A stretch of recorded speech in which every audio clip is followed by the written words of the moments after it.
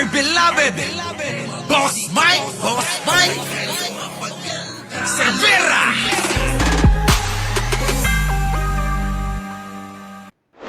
Ngayon eto na mga kababayan. Naku, ganda ng topic natin kasi nga yung inaakala ng mga kampo ng mga Duterte na ang mga Pilipino ay, sumasang-ayon pa sa kanila mga kababayan, ay mukhang, taliwas na sa mga opinyon. Sabi nga natin 'di ba nung mga nakaraan, yung mga opinyon ng mga tao, yung mga opinyon ng mga kababayan natin na mga nananahimik, na mga bumibilib nung, panahon nga ni Pangulong Duterte dahil nga daw di umano sa kanyang war on drugs na tumahimik daw gano'n, et cetera, et cetera. Nakararaming Pinoy na imbestigahan. Eto na, oo. Pabor naman ng mas nakararaming Pinoy na imbestigahan ng International Criminal Court o ICC ang war on drugs ng nakaraang Administrasyong Duterte. Yawn! Pabor ang nakakaraming, Pinoy, sa pasok ng ICC. Baka Mr. President, So mga kababayan, kung ang karamihan ng mga Pilipino ay pumapabor na nga sa di sinasang-ayunan ng mga kampo ng Duterte, saan patutungo ito? 'Di ba? Maaari nga na kapagka pumigil pa ang kampo ng mga Duterte, magagalit ang sambayanang Pilipino. So ano ang dapat nating gawin? Hayaan na natin, Mr. President, baka madamay pa kayo sa galit ng mga Pilipino. Manang mga mas nakakaraming Pilipino may linbi, na 'pag hindi nyo pinapasok 'yan, 'di ba?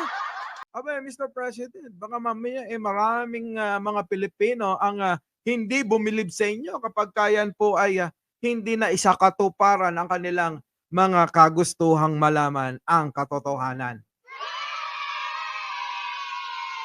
'Di ba? Tuloy natin 'to. Pakinggan natin.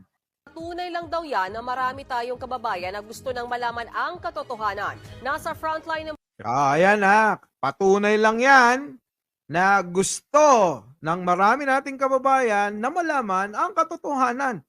Paano naman nga po, 'di ba? Yun naman ang lagi nating hinahanap, yung katotohanan. Katotohanan, katotohanan, lagi nating sinisigaw yan. Doon tayo sa katotohanan. Pero bakit para bang napakatagal? Madaliin na natin. Habang mainit-init pa. 'Di ba? Ngayon, mga kababayan, kung mas gusto nga ng mas maraming nating mga kababayan, 'di ba? Sana manawagan na tayo kay Pangulong Bongbong Marcos na sana ay hayaan na nga, papasukin na natin, 'di ba? Suportahan natin na malaman at maiimbestigahan kung kailangan pang imbestigahan. Yung iba diyan nagsasabi tapos na daw ang imbestigasyon at may warrant na daw pero wala pa rin naman.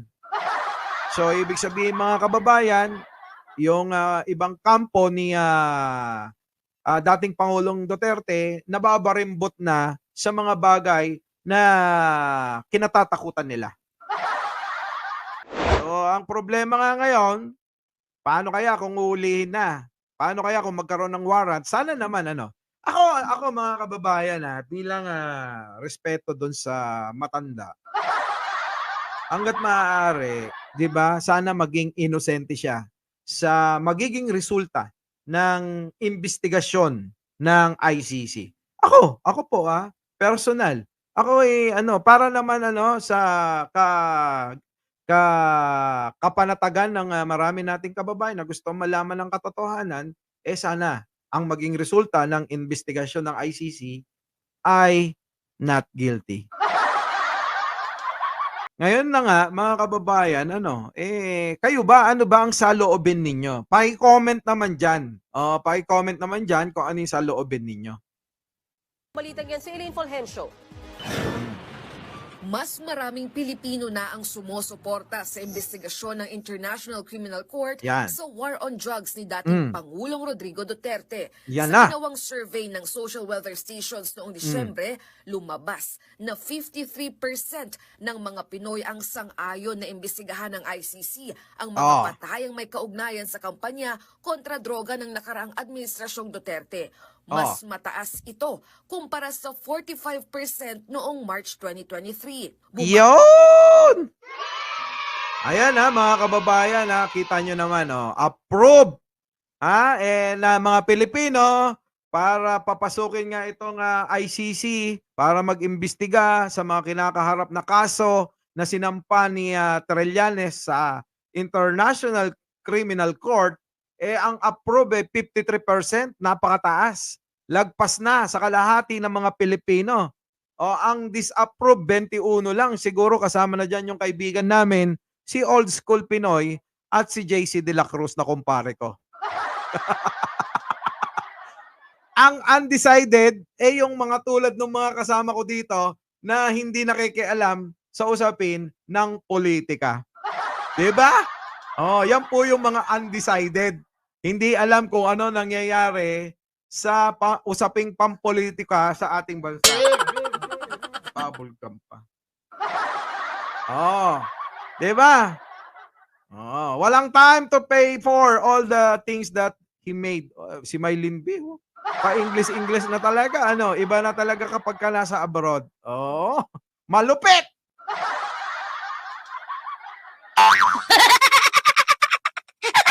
Diba?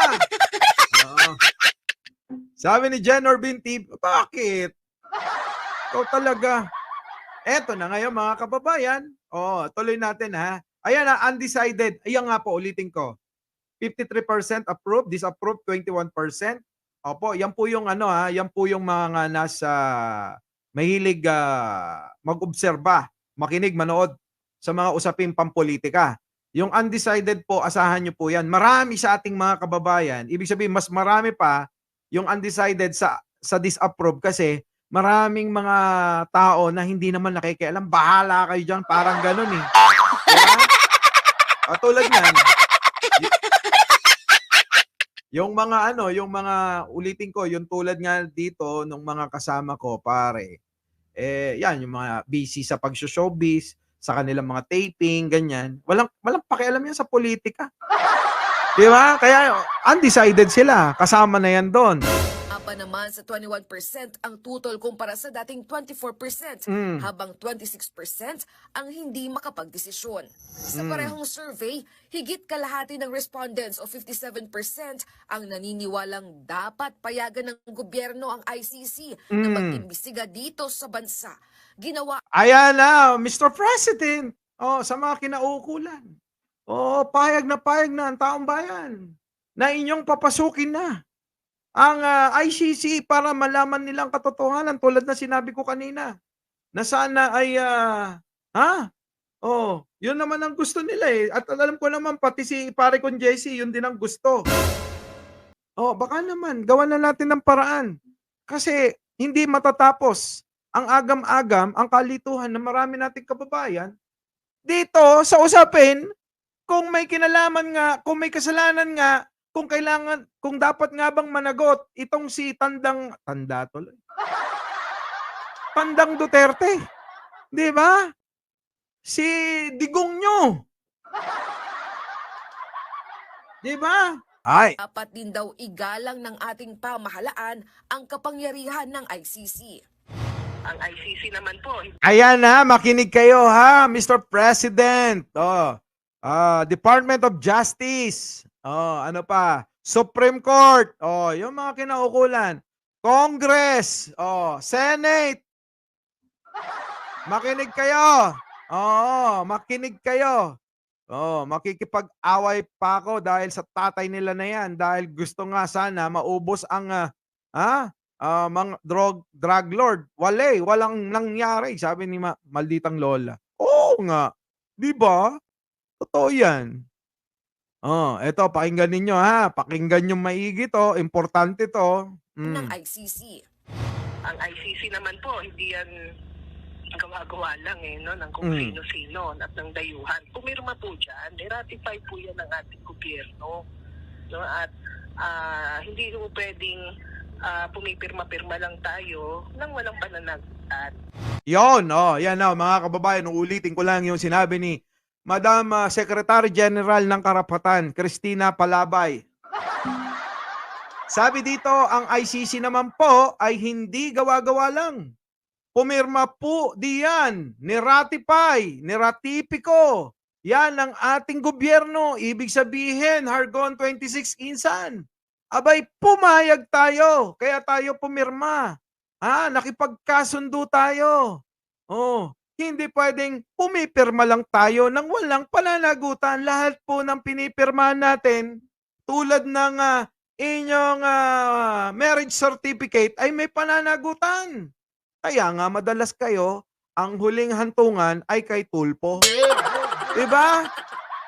So sa lahat po ng pinipirmahan natin, kahit na ano pa yan, yung lagda natin ay napakahalaga. Kaya wag ho kayo basta-basta pumipirma kasi may pananagutan po yan. At yun na nga yung pinapaliwanag, mga kababayan. Yung pananagutan natin sa pagkakasali natin, sa mga pinirmahan nating pagsang-ayon sa loob ng ICC. So ngayon, mga kababayan, kung yan ay mababaliwala, parang wala na ho tayong pinagkaiba sa mga manunuba. Di ba? Tuloy na natin to. Ayon naman sa isang political analyst, lumabas sa survey na maraming Pilipino ang gusto ng malaman ng totoo. I can understand the reason why the people would be favoring it. Not so much because of the legal considerations, not so much because of the legal complications, but so much because what they are more interested at really is to carry out the truth. Yun, mga kababayan, yun talaga. Hindi ho sa pagiging pakikipagtalo kung sino yung tama at mali, kundi dun lang po tayo sa katotohanan, mga kababayan. At yun naman ang ating, 'di ba? Yun naman ang ating gusto, 'di ba? Nak ng pating. Totoo naman, mga kababayan, katotohanan lang talagang magpapalaya sa atin.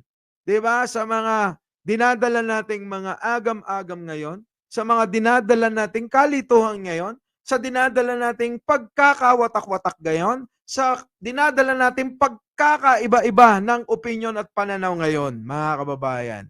So, Mr. President, baka naman pangunahan nyo na ito nang sa ganun naman ay matanggal na lahat itong mga suliran nating pang-usaping politika. Nagiging krisis po ito. Krisis sa usaping pang-politika, mga kababayan. Ang kailangan ng mga Pilipino, mas nakakaraming Pilipino, mga kababayan, ay yung katotohanan lang. At yun din naman, yung sa aking opinion, yung katotohanan, malaman lang natin yung katotohanan, okay na tayo. Tapos mag-move on na tayo. Kung sakali man, no, na ako, sabi ko nga sa inyo, mas pabor ako na maging pabor kay dating Pangulong Duterte at saka kay Senator Bato yung magiging hatol.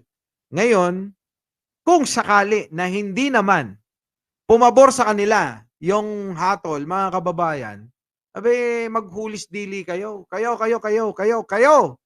Kayo kung sino kayong mga na anak ng pating ayaw sundin ng kahit na anong ipag-uutos ng batas kahit man dito sa Pilipinas, maatulan, marami pa rin magrereklamo. Yung pa kaya sa ibang bansa, 'di ba? Gagawin pa nilang propaganda. Oo. Bongbong Marcos na hindi makikipagtulungan ng ating pamahalaan sa ICC. It's as if the Philippine government, the Filipinos, the whole country, is admitting to the whole country, to the whole world that our legal system is not working. Correct. Yan ang nga ba yung sinasabi ko, mga kababayan. Paano naman tatakbo ng maayos kung ang nangyayari, kung sino na lang yung mga malalakas. May kapit, may mga kaibigan, may mga tatulungan, may mga koneksyon, at may mga tauhan na nandiyan sa mga, di naman natin nila lahat, pero di natin binabawasan. Na nandyan sa mga korte, Mrs. Perez, na nandyan sa di ba, Boss Toto Balduesa, tulad nga na nangyari doon sa kaso ni Franz, liwaliwanag naman kung paano siya binantaan, pero walang nangyari. Ganun po yan mga kababayan. Ang sistema ng batas natin dito sa Pilipinas ay butas. Butas na butas. Kaya nga ako sang-ayon eh. Kaya nga ako sang-ayon na palitan na, repasuhin yung ating constitution. Oh, sige na. Mike Cervera po, laging nagpapaalala, mahalin natin ang ating kapwa, ipagdasal natin lagi ang ating bansa. Magandang umaga, magandang hapon, at magandang gabi sa mandako ng mundo. Naroon kayo. Siyempre magandang buhay na rin para sa ating lahat. Our beloved Boss Mike Cervera.